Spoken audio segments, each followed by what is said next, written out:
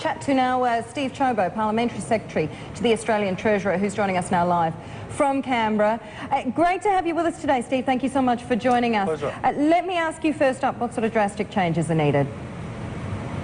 Well, look, clearly we need to do something about getting spending under control. What we saw today and what the Treasurer outlined is essentially a snapshot as to exactly where the Australian economy is placed, what the government's finances have been over the past 6 years under the previous Labor government. This is the line in the sand for us. What we want to do now is demonstrate the task that lies ahead so that we understand and the Australian people understand what needs to be done to get Australia's budget back into tip-top shape. It's been interesting, some of the comments and how they've been received, Steve, from the Treasurer today, saying that you can't tax your way to prosperity and that you need to show restraint in government spending. But a lot of the feedback that I've certainly been experiencing from people on Twitter and the likes is that you just need to look at Scandinavian models to see that, in fact, you can tax your way to prosperity. Well, you know, I think that Australia has been a bit of an economic beacon historically. We were, of course, when the coalition was last in power, handed over the reins of government to the Labor Party, and we had no net debt. We intend to get Australia back into a position of strength. We understand that Australia is well placed internationally. I mean, we're close to Asia. We, of course, have great links with the United States and the UK, and we're well positioned. So really, as far as the government's concerned, what we want to do is make sure that we get expenditure under control, people's expectations in line with what can be done in a sustainable and affordable way, but then also build on the natural advantages that we as a nation have and the competitive advantages that we have to make sure that we can get the finances and the debt paid down over time. Okay, well, talk to us about some of the spending restraint. Then I already note some comments from the Treasurer and the Finance Minister that the National Disability Insurance Scheme may take a different form or a more affordable form. You've warned Australians not to expect from government what they may have necessarily expected in the past. So will you be taking an axe to things like so-called middle-class welfare and big schemes like the NDIS and also things like the Gonski program, which I know you've already said essentially is under review as well?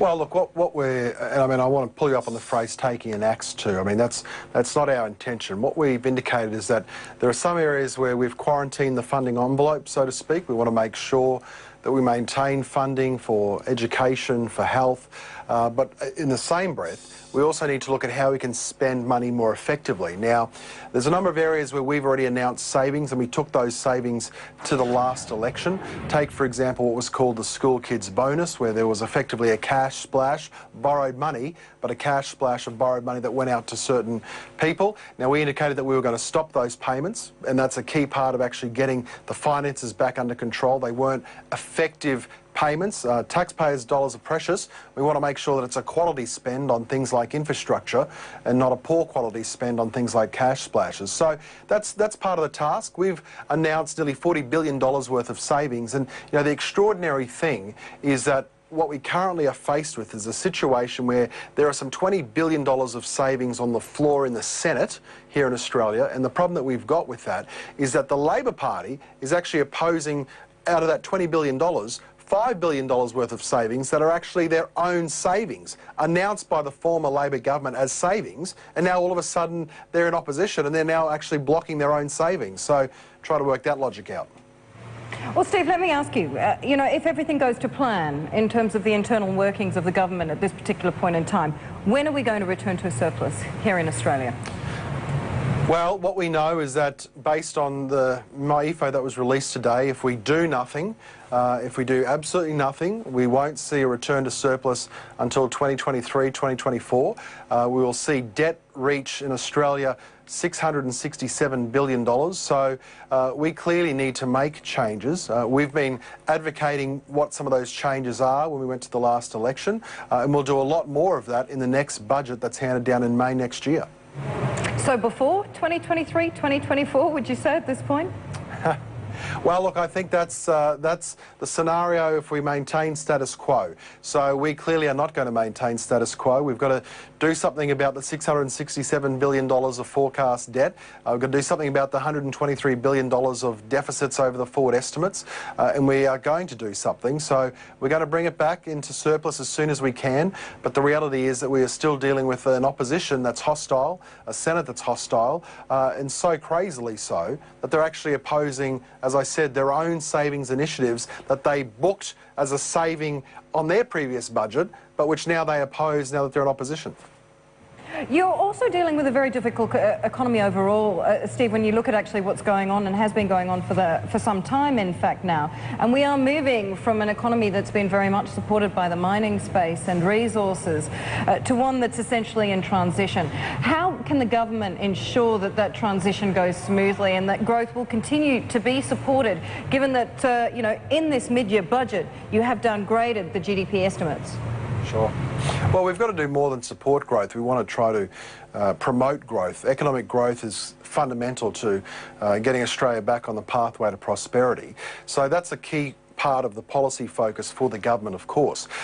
Fundamentally, the issue that we've got to do is make sure that when we have policies, they're policies that are going to promote our competitive position, and when it comes to spending, for example, that it's going to be quality spend on things like infrastructure. Now, one of the biggest issues in the last federal election was, of course, the carbon tax. Australia had the world's biggest carbon tax. We, as a new government, have said we're going to abolish that carbon tax, and we see that as being crucial. And the reason we see it as being crucial is because at the moment, all that carbon tax is doing is pushing up energy prices and making Australia less globally competitive, especially for our exporters. Now, if we abolish that carbon tax, if we can get that through the Senate, then we know that that's going to open up additional exports and help to drive, you know, our competitive position and make us even more competitive.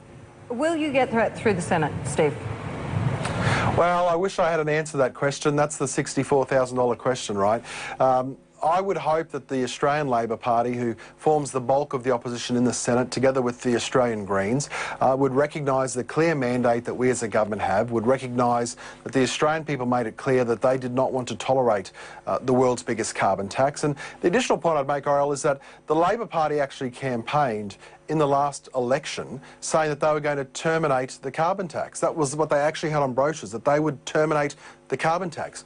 Now they're in opposition. They're actually stopping us, blocking us from terminating the tax. Okay, all right, Steve, we'd love to chat more. We are unfortunately out of time. It's a pleasure to have you with us today. Thank you so much for joining us. All the best. Steve Ciobo with us there, Parliamentary Secretary to the Australian Treasurer.